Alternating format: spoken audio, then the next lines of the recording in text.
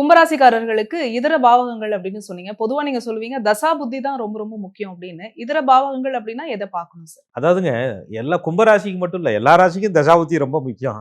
அந்த தசாபுத்தி சாதகமா இல்லைன்னா குரு எந்த பக்கம் போய் உட்கார்ந்துருந்தாலும் பார்த்துக்கிட்டே இரு அப்படின்ற மாதிரி தான் இருக்கும். அதுக்குன்னு குரு பகவானுக்குன்னு ஒரு மதிப்பு இருக்குங்க. எந்த இடத்தை அவர் பார்க்கிறாரோ அந்த இடத்துல ஏகப்பட்ட பிரச்சனைகள் இருந்தாலும் அதெல்லாம் நிவர்த்தி பண்ணுவார். சுபத்தை கொடுக்குறாரோ இல்லையோ, பாதிப்புகளை கண்ட்ரோல் பண்ணுவார். கும்பராசிக்காரர்களுக்கு குரு மிகவும் பிடித்தமானவர்.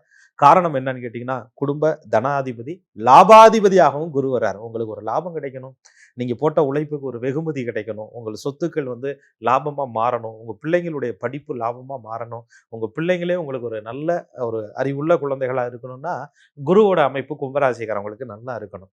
அப்படிப்பட்ட குரு பகவானுடைய அமைப்புக்கு தசாபுத்தி ரொம்ப ரொம்ப முக்கியம். ஒருவேளை சுய ஜாதகத்துல கும்பராசிக்காரர்கள் லக்னத்தின் அடிப்படையில கொஞ்சம் கஷ்டப்பட்டுக்கிட்டு இருந்தாங்கன்னா கூட இந்த குரு பயிற்சி சில நன்மைகளையும் இவர்களுக்கு கொடுக்கும். ஒரு மனிதனுடைய கஷ்டம் எப்ப தீரும்? தொழில் நல்லா நடக்கும்போது தீரும். ஒரு தொழில்ல புது புது வாய்ப்புகளை நம்ம தேடி போய் அந்த வாய்ப்புகள் கிடைச்சிருச்சுன்னா கஷ்டம் தீரும்.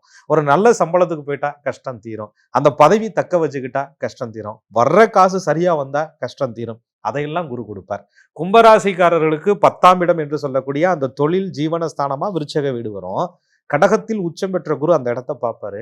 தொழிலை இயக்கம் பண்ணுவார். தொழில் நடக்கும். என்ன ஒண்ணு, வரவும் செலவும் சரியா இருக்கும். வரவுக்கு மேல கூட சில நேரங்களில் செலவு இருக்கும். இதுவரை வருமானத்திற்கே தடைப்பட்டு கொண்டிருந்த கும்பராசிக்காரர்கள் ஒரு வரவை கொடுத்துட்டு அதுக்கப்புறம் அந்த செலவுகளை குரு பகவான் கொடுப்பார். ஸோ உங்களுக்கு செலவு வந்தாலும் கூட போதுமான வருமானம் இருந்து யார்கிட்டையும் கையேந்தாத ஒரு நிலையை, கடன்படாத ஒரு நிலையை, 6லே 2 குடைவன் போய் இருந்தாலும் கூட தன்னுடைய சொந்த வீட்டை பார்க்கறதுனால அந்த கடனை எப்படி வாங்கலாம், எப்படி நம்ம அடைச்சிடலாம், நம்மளால முடியுமா, இப்படி இல்லாம யோசிக்கக்கூடிய கும்பராசிக்காரர்களுக்கு அதை கட்டுக்கோப்பா கட்டுக்குள்ள வைக்கிறதுக்கான வாய்ப்புகளை உங்களுக்கு குரு கண்டிப்பா கொடுப்பார்.